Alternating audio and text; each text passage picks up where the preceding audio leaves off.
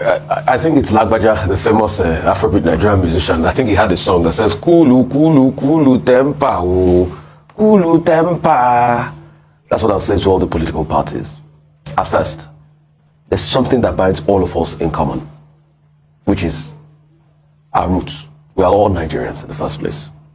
The reason why we are having these arguments back and forth is because we share something in common. We are all Nigerians, and that supersedes anything and any other thing where we are from in the country. It's immaterial to the fact that we're all Nigerians. We'll have varying ideas, but we'll talk about our varying ideas with objectivity and the truth. It's as simple as that.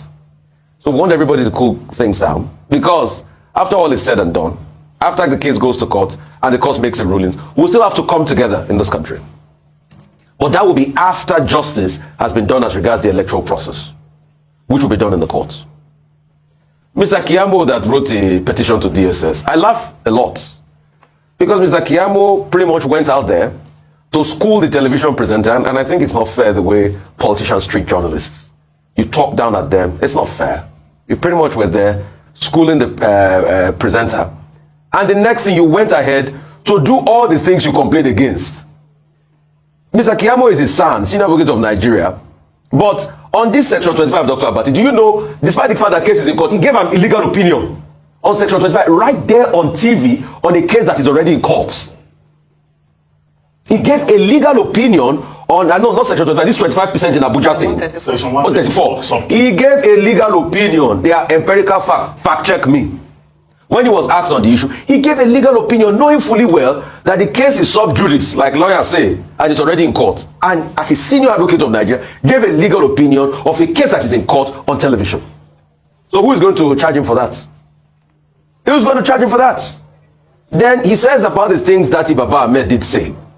You know, the truth has to be said. Any decision that is taken by the court, democracy will not fade off in Nigeria. We will go through our path. I will become better. But what we call on the judiciary to do is to ensure justice reigns. That's just all.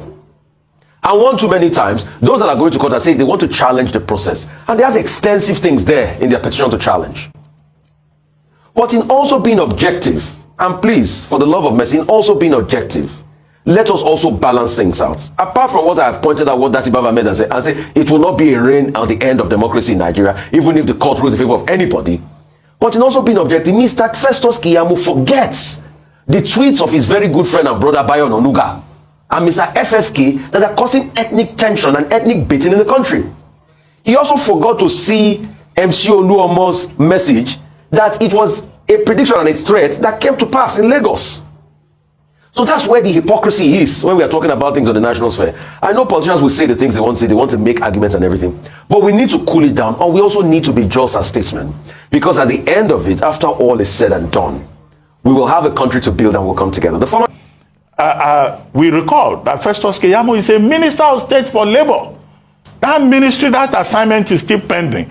Now that the election is over and it's petition time, is tribunal time, can Minister Keyamo please pay more attention to his primary assignment? And all persons who may be tempted to incite the public against the Nigerian state should refrain from doing so. That is very important.